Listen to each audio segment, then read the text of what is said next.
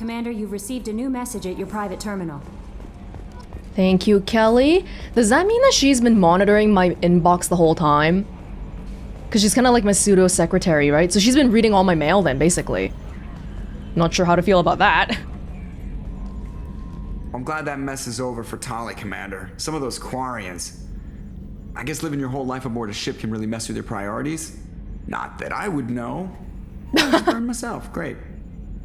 Well, I wouldn't say mess with your priorities, but maybe change them. That's it for now. See you, Commander.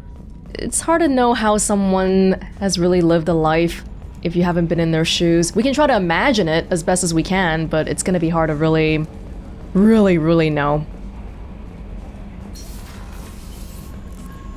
Research. Tech damage. Oh my god. Prototypes.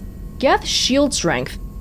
25% shield strength. Upgrade squad members with Geth shield technology. Geth and Alliance technology diverge when Geth migrated beyond the Veil.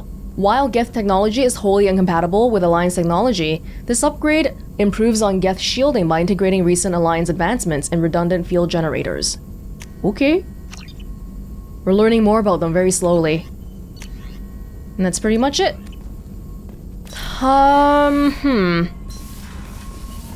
We should probably talk to Tali.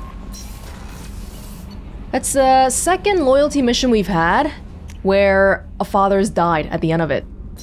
But then on the whole, it feels like a lot of our group members, our squad members, have daddy issues. Keela, I'm sorry I dragged you into Quarian politics. All that infighting, seeing what my father did. You were the only one there for me, Shepard. The only cover I had against that storm. Thank you. You're my squad mate. It's my duty to protect you. I imagine they're trying to fill your father's spot on the Admiralty board. What will that do to the balance of power? I have no idea. Being exiled might have made it easier. A few people are suggesting me as a candidate. Replacing an admiral takes time, though. You may not have noticed, but Quarians like to debate. Debate is a good thing, because the optimal outcome hopefully comes from a lot of debating and trying to, like, find a better outcome, better than any of the previous solo suggestions. Are Quarian politics always like that? No. Sometimes it can actually get unpleasant. We're a very social people, Shepard. We have to be, to make up for being stuck in these suits. And part of that means getting involved in each other's business. The whole trial was insulting. You should have had time to mourn your father. I don't think life is about what you deserve. But my father would be honored that I chose to mourn him by blowing up a lot of Geth. I should get back to work. But thanks for checking on me. I think he'd be proud of you for helping save the universe once again. We're all gonna come back from this mission and it's gonna be okay, alright? Grunt I don't think has anything, but let's see. Shepard. Just checking in. Battlemaster. Yeah. I have it. Okay. So next up, how is Samara doing? Oh my goodness, everyone has family problems here. Kelly? Aren't you supposed to be doing your job as a psychologist or something? I feel like I'm playing that role for everybody here. Oh, she changed because of me. Man, I feel like the Cerberus outfit doesn't really fit her though. Shepard. The red was really nice because it kinda, it's a very like, justice-y color. I wanted to check in. I am always happy to talk with you. I'm interested in hearing more about Asari Justicars.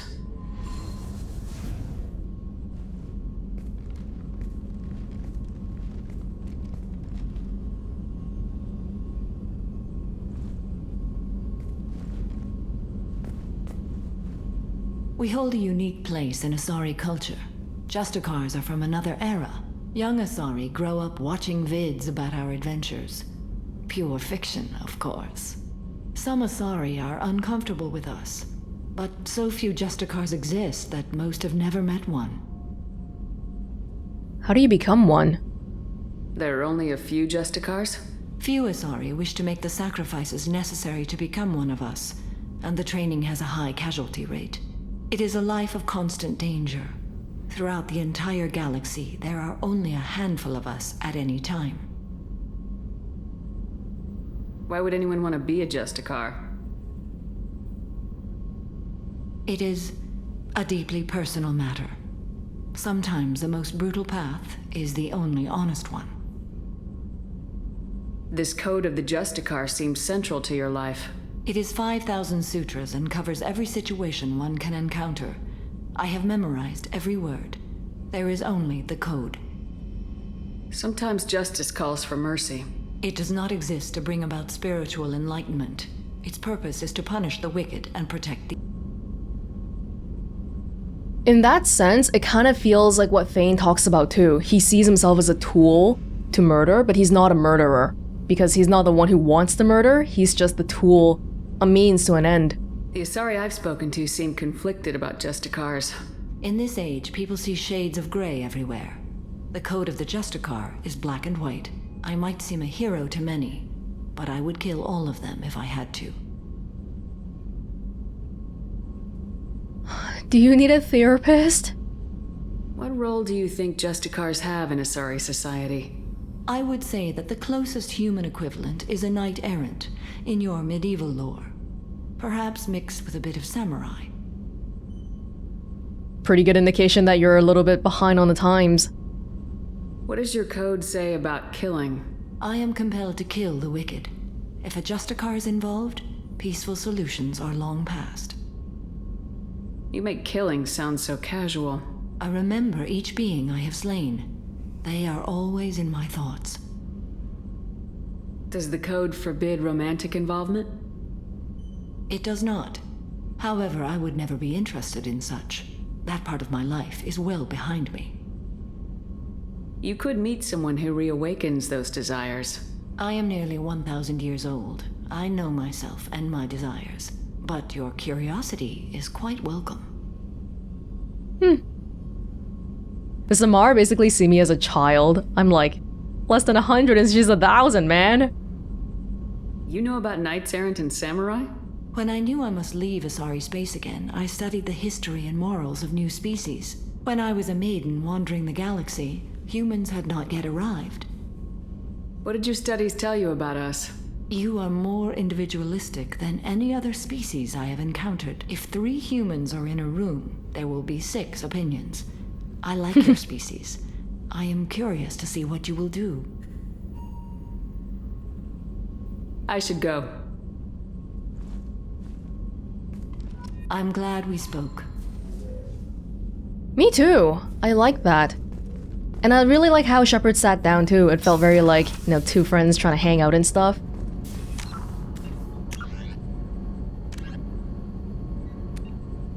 Asari Justicars. Despite the refinement and sophistication of Asari culture, criminality remains a fact of life. The Asari solution to the most vicious and destructive criminal element is the Justicar Order. Justicars are an Asari class of virtually untouchable, extrajudicial executioners operating almost exclusively within Asari territory. In the last decade alone, Justicars have smashed dozens of criminal rings inside Asari territory, operated by Asari and non-Asari alike. Their methods range from subtle where possible to brutal where necessary. Trained for extreme strength, biotic capacity, resourcefulness, asceticism, and ruthlessness, the fanatical Justicars are romanticized and feared throughout Asari society. Although Justicars generally work alone, their effectiveness arises from the huge body of knowledge they can access. Any Asari who enters the ranks of Justicars have already spent centuries in a combination of criminal investigation, military intelligence, and combat experience. The collective body of Justicar knowledge exceeds that even of Spectres. Justicars tend to be independent, requiring little help, but also scorning it, since such advanced skill and experience usually travels with a powerful ego. The conflicts presented by such arrogance prompted the Justicar Order to develop the Oaths of Subsummation. The Oaths pledge protection of the innocent, the punishment of the guilty, and the defense of common law and the norms of Asari society. The effect of the Oaths is conservative, ensuring that Justicars respect the existing distribution of Asari power rather than staging a coup to rearrange society according to Justicar satisfaction. Nevertheless, the possibility of such an attack is a source of anxiety and counterintelligence among the Asari elite. Of all the pledges, the third oath of subsumation is sworn the least of any of the oaths, requiring a Justicar to swear loyalty that overrides the dictates of even the Justicar code. The third oath is usually invoked in matters where even the black or white thinking of Justicars is forced to concede the existence of gray. That's what Samara swore to me, right? Before I even explained to her about the collectors too. I guess she maybe read up about it already, and she knows that it's a very real threat. Although it's kind of funny how everybody we run into, everybody we try to recruit already know about it. Ooh. Ah, the Yahg. The Yahg are a race of massive apex predators from the world of Parnak, whose rise to sentience in no way blunted their violent nature. A group of Yahg is unable to cooperate until a single leader has been determined through either social maneuvering or brute force, but no grudges are held once a Yahg establishes dominance. Former rivals serve their new superior's purpose with an unflinching loyalty and relentless determination, a legacy of their origin as pack species.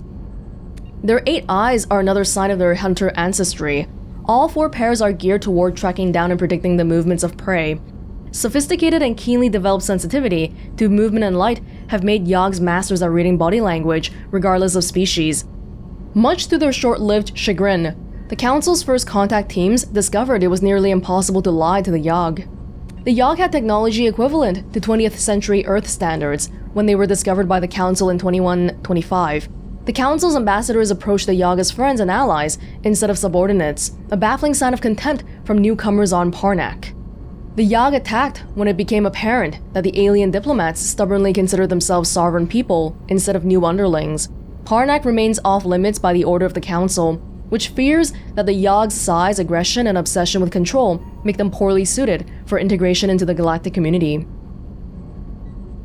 I feel like this has got to be a pretty common reaction though, unless if the new coming aliens can immediately show that, okay, we're so much more powerful than you, don't even try to fight us and just listen. Cause, okay, if aliens came to Earth, you would try to fight back, right? It's just that in this instance, we went somewhere else and we saw the aliens in that other place as opposed to them coming to Earth. Quarian live ships. There are a few wide open spaces in Quarian spacecrafts. Live ships are the exception. Each ship is a massive hydroponics facility, growing thousands of tons of genetically modified staple crops under artificial light and in highly enriched soil. The surface of a live ship is studded with docking bays so as many shuttles as possible can distribute the foods throughout the flotilla on a daily basis. When received, the crops are sterilized with radiation, ground up into nutritious pastes, and pumped into Quarian suits through feeding tubes. In return, waste products that could be used as fertilizer or compost are returned to the live ships through an efficient, if odorous, recycling program. Oh, they don't even eat normally. They eat like paste? Maybe they just have a tube. Yeah, they just have a feeding tube and they just suck it in. So eating for the purposes of maintaining your life, but not really for pleasure then. That is rough. Live ships don't hold animals. The Quarians consume a vegan diet, driven not by ethics but by practicality. Captive animals require living space and consume large amounts of water and plant matter. The Quarians cannot afford such an inefficient resource-to-calorie ratio, to say nothing of a live animal's disease or allergen potential. As a result, when the flotilla arrives in a star system where life is based on the same dextroamino acids that the Quarians consume, pastes based on animal proteins fetch highly inflated prices, and the vendors are typically mobbed by Quarians wanting a new taste sensation. The sickness that often follows these binges is treated much the same way as hangovers are in human culture, painful but part of the overall experience of excess. So whenever we visit the Citadel or something then, and then, a Quarian tries to buy food, are they buying paste mainly? Because otherwise it would be really, really hard to eat. Maybe even impossible, because how would you can't take off your helmet at all. It's rough being a Quarian. Do you need something? It's also rough being a Drell. Have a few minutes to talk? You needn't ask. Time for me is short, Siha. But any I have is yours to take. How are you feeling? No worse than ever. You needn't worry. And you are well? Oh my god. No need to worry about me. How are you holding up? I'm looking forward to the end of the mission. It has been many years since I felt I could relax anywhere. I spent 2 years dead. Every moment seems irreplaceable now. I spent 10 years dead. I understand the feeling. Strange that I should only reawaken now, when there is so little time left. Is the length of time really what's important here, or the quality of the time? I think it's really hard for Drells, though, with their perfect memory. Anything bad happening, they'll never be able to forget. So maybe the only way to really lessen the pain of previous bad memories is to make new happier ones, which we're kind of doing now. Hey, Kasumi. People are talking out there, and I hear it all. I have to admit, Thane has a certain mystique about him. He's not my type, but I get it. He really likes you, though. Those big black eyes of his go aflutter when he talks about you. Oh. His little buggy insect eyes, I love them. I'm really glad you got Tali out of trouble with the migrant fleet. It's hard to see her upset. It is. Joker and Edie are like an old married couple. I keep expecting to walk in on them bickering about the temperature in the cockpit. Come back later. I'm sure I'll have more to talk about. One person we really haven't gone too much time to really get to know is Kasumi. She seems really agreeable and fairly normal, dare I say, by normal crew member standards. And so today we're gonna go help Kasumi, finally. Finally. Thank you from my daughter. Oh, from Diana. The mom. Commander Shepard. Arya Talok told me where to send this. I'm Neff's mother, Diana. We talked when you came to investigate her death. Arya also told me that a dead Asari woman was found in one of the wealthy apartments, that she was the one who'd killed my daughter. Thank you. I don't know who brought you into my life, but thank you for avenging my daughter. My Neff deserved better than this. I couldn't give it to her, but you at least killed the bitch who took what little she had away. Gratefully, Diana. Maybe sometimes it's not really about the act of revenge giving relief, but just knowing that justice has been served, and that the person who caused this much grief to you is also not doing good. In this case, completely dead. Okay, we should go back to Tuchanka later on too, but we've got some other stuff, and also all the planets I didn't scan yet. Kasumi, stealing memory. Master Thief Kasumi Goto has a problem. A ruthless arms dealer named Donovan Hock killed her partner, Keiji Okuda, and stole Okuda's gray box, a neural implant that stores memories and information. Kasumi has planned a daring heist to recover Okuda's gray box and has asked for help in pulling it off. Once this is done, Kasumi can dedicate all her attention to completing Shepard's mission. Comparatively, this is not as urgent, yeah, because it's not about anybody alive, which is really rude of me to say, so I'm just gonna go help her right now. Oh, back in the Citadel, maybe we should go to, like, I don't know, maybe... Whoa! Wait, was this always here? Is that Haystrom? Actually, I don't... I wasn't paying that much attention. Was this always like that? I have no clue. Since we're here anyway, I think we should try to scan some planets. Because otherwise, we will have 20 bajillion to scan by the end. Find all those side quests first. Taz. Garvug. Whoa, it's a long one. It is a bargain world given to the Krogan to placate them because no one else wanted to live on such a frozen rock. By the turn of the century, the Krogan had completely adapted to this planet, breeding hundreds of younglings per family in vast underground bunkers. By the turn of the next century, Garvug's narrow strips of coral reef had been destroyed by overfishing and pollutants, and excess Krogan took to the stars to find another planet to consume. Garvug was treated as an object lesson by the Citadel Council. The Krogan could not be trusted to check their own numbers. Today, Garvug is a frozen wasteland, home to corporate eco-engineering efforts trying to implement sustainable agri- and aquaculture practices. Krogan and Vorcha pacts are a constant threat, and the corporations pay mercenaries well to keep their operations safe. The Krogans are really adaptable. Launching probe. Who wrote these planet descriptions again? Because I'm feeling a pro-genophage vibe here. Probably somebody from the Council. If it's same as the Codex, then it should be the Alliance. Micah. Very small systems. Oh, this one's bigger. Duma. 51 moons, including the prebiotic moon Anaphale. It's got violent surface winds. It is an extrasolar capture. Probe launched. Maybe there's no quests here because we had the big one with Tali. Elohi. It is the site of a rare astronomical event later this year. Later this year? The comet Asara will come in on its orbit of 70 galactic standard years and travel so close to the giant that it is predicted to be captured as a moon. Dozens of space probes from around the galaxy have been launched into the Raheel system to record this moment. It is an extrasolar capture. Travel advisory. A statistically significant number of distress signals have come from the 1 million kilometer mark around Elohi. Pirates are believed to be working the area. In-person tourism not advised. We can't even land. Launching probe. It's so pink. There's more. Oh, is that one? That's so small. No, it's not. Oh, no, it is. Israfale. Israfale? Largest of the Ezo trio. Israfale is a silicate-heavy carbonaceous asteroid. 40 species of microorganisms in the liquid water.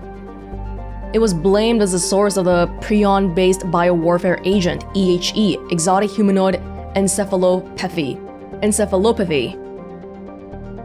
Like prion-based as in attack on the brain, and then encephalo is something about the brain as well. Used by the terrorist group Totenkopf in their attack on Gagarin Station. While many in the scientific community protested that Israfale did not have sufficient atmosphere or evolutionary history to sustain life at the prion level, the asteroid and its Ezo miners were nevertheless quarantined to reassure the public that the system's alliance was taking action. Though no evidence has been found yet that EHE originated from this planet or was even synthesized in a lab, the SSV Manila and a team of epidemiologists maintain watch over the asteroid's ship traffic for now. 1,000 people live here, -100 Celsius. Probe launched. Uncommon amounts of Ezo here. That was a lot. There's more. Farius, or Farless, one of a trio of asteroids formed around an element 0 core. It is the easiest to mine. It has water-bearing minerals and organic carbon, and it is currently surrounded by Quarian mining ships because the flotilla wants to get fuel from it.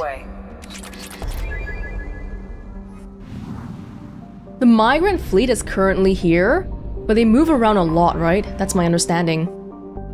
Kakabel, the second asteroid in the system formed around an element 0 core. It has some strip mining stations on the surface where Quarians are taking as much Ezo as possible before moving on. What does it mean for a planet to be formed around an Ezo core? Maybe if you're born here, maybe if people live here, then there's like way more biotics than usual. I assume that would be the case. Valahan Threshold. Alright, now we're out of here.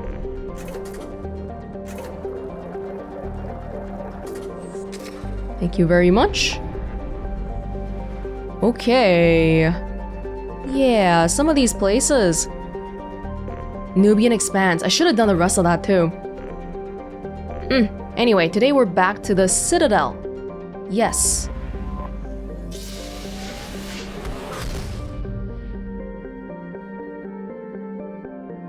We want to go to the Citadel to get the package stuff too, but let's do it after we do Kasumi stuff. 16%. There's a lot going on here. Boltzmann.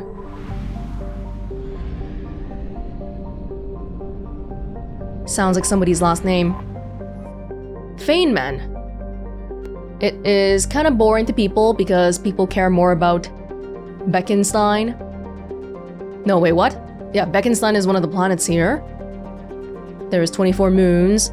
There's 3 rival firms trying to sell raw materials to corporations based on or orbiting around Birkenstein. Anyway, there's a lot of mining and development going on here. Launching probe.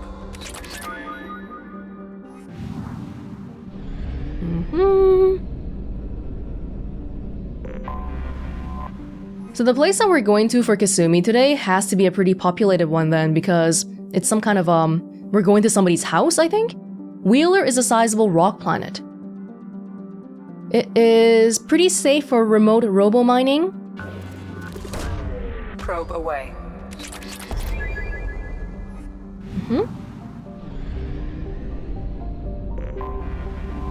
Thorft. Technically named Thooft, Dutch for the head.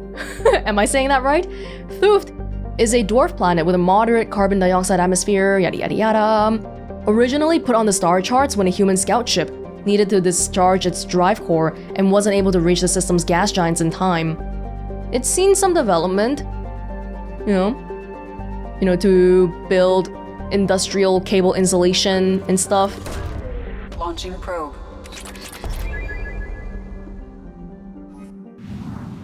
Is the Citadel the biggest?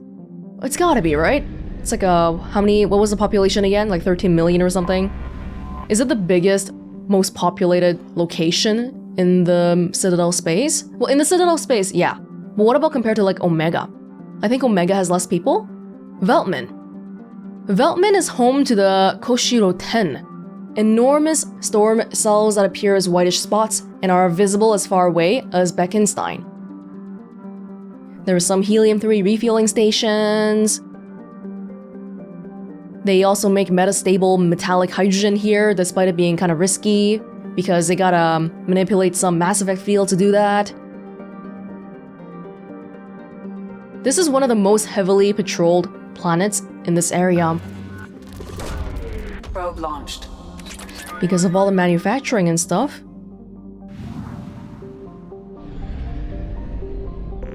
Beckenstein?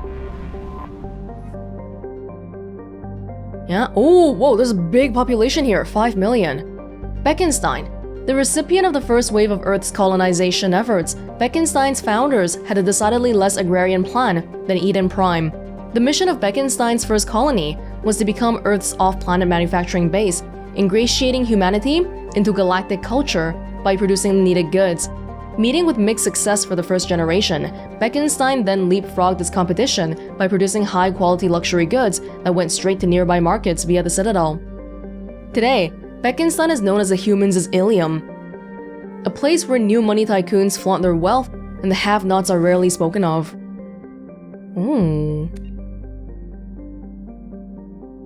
Not too bad. Oh, habitable zone surface temperature is 25. That's perfect. Perfect. Gravity is great.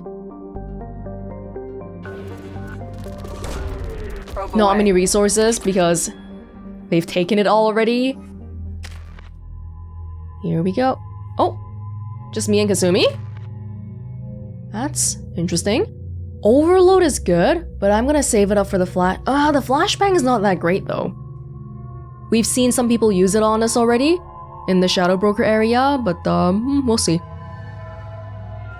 Are we fighting today? Just me and her? Looking good, Miss Allison Gunn. Hock won't be able to keep his eyes off you. Oh! We have to infiltrate. I assume Allison Gunn is my cover. You run a small but talented band of mercs out in the Terminus systems. Precisely the type of person Hock respects.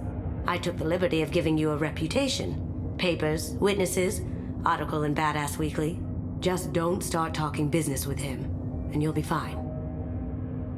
Remind me, what kind of man are we dealing with? Hock's a weapons dealer and smuggler. He killed my partner and stole his gray box.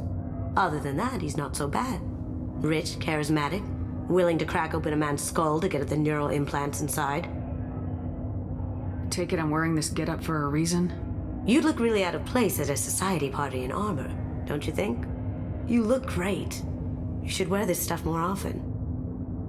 Wearing it is not the problem, but I've never seen Shepard walk properly with a dress on. Now's probably a good time to fill me in on the details. You have been waiting patiently. Our friend Hock is throwing a party for his closest friends. A couple dozen of the worst liars, cheaters, and mass murderers you'll ever want to meet. All bringing gifts as a tribute to the man himself.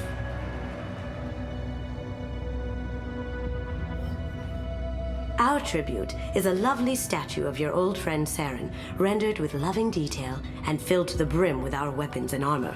You can keep your pistol as long as it's concealed. They won't hassle you over a sidearm. Once inside, we'll make our way to Hock's vault door, somewhere in the back of the ballroom. Then, we case the security and start peeling away the layers. The statue should be there, waiting for you to crack it open and arm up. Then we just waltz into the vault and take back KG's gray box.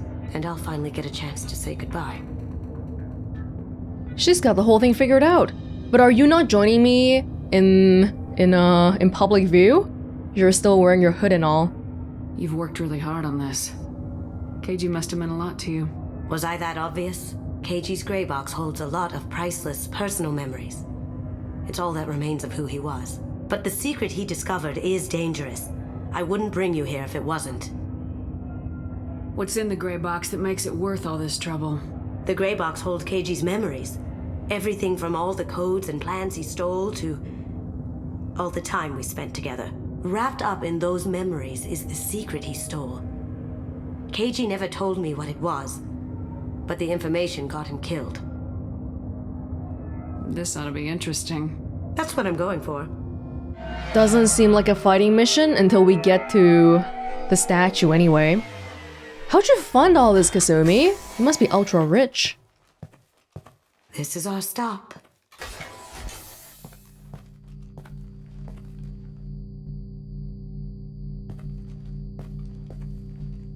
After you, Ms. Gunn. Hold a moment, ma'am. There seems to be an issue with the statue. Is there a problem, yeah? No, Mr. Hock. Just doing a scan. I don't believe we've met. Donovan Hock. I've heard a lot about you. Name's Allison Gunn. And I've heard a lot about you.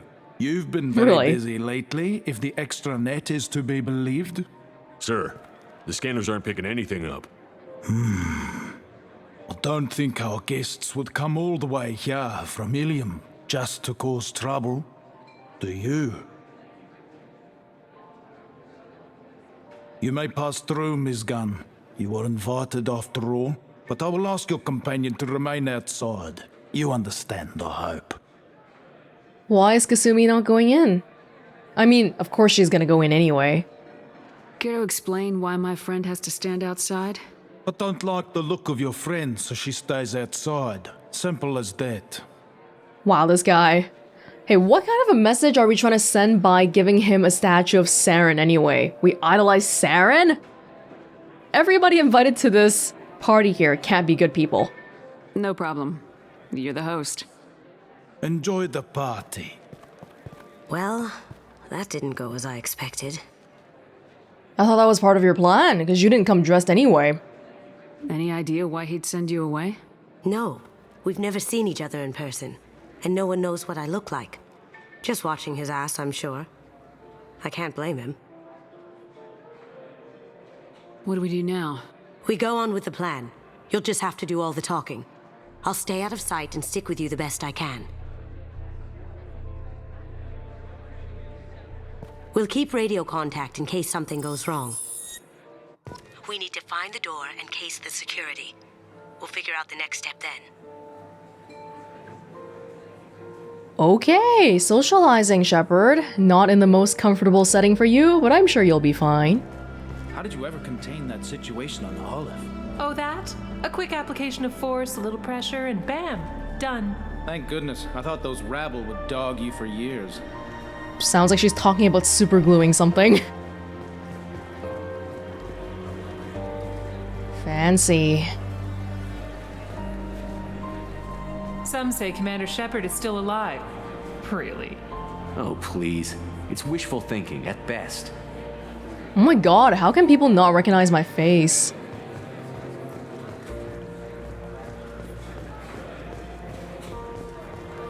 Y'all just chilling out here. It feels like an art gallery more than a party. It's too high class here, man.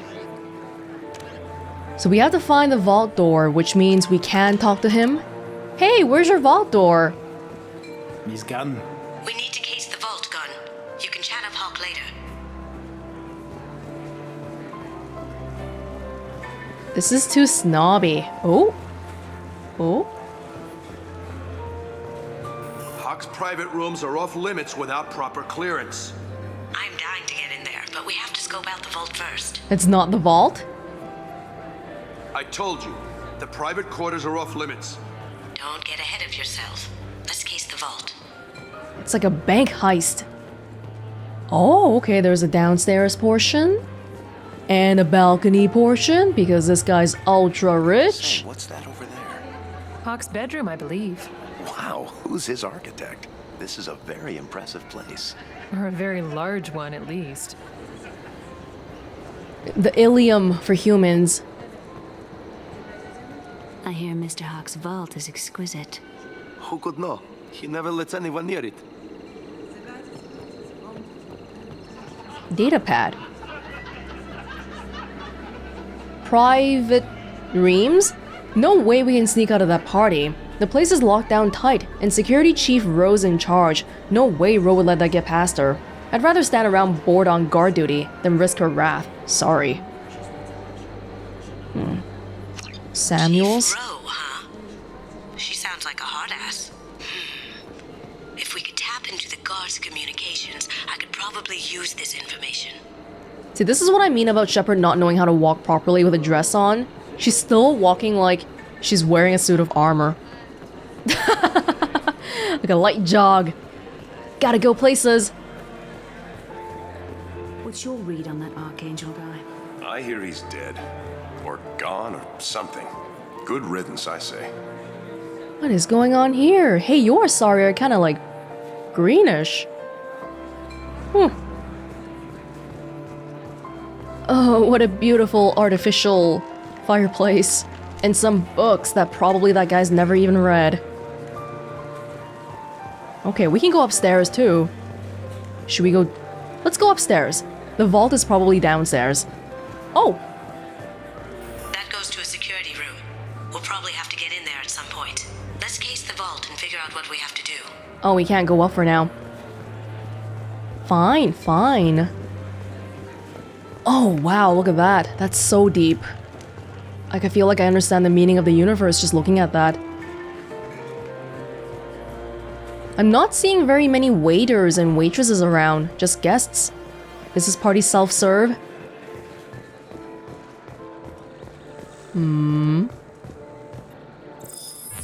Very nice. There's more here than I expected.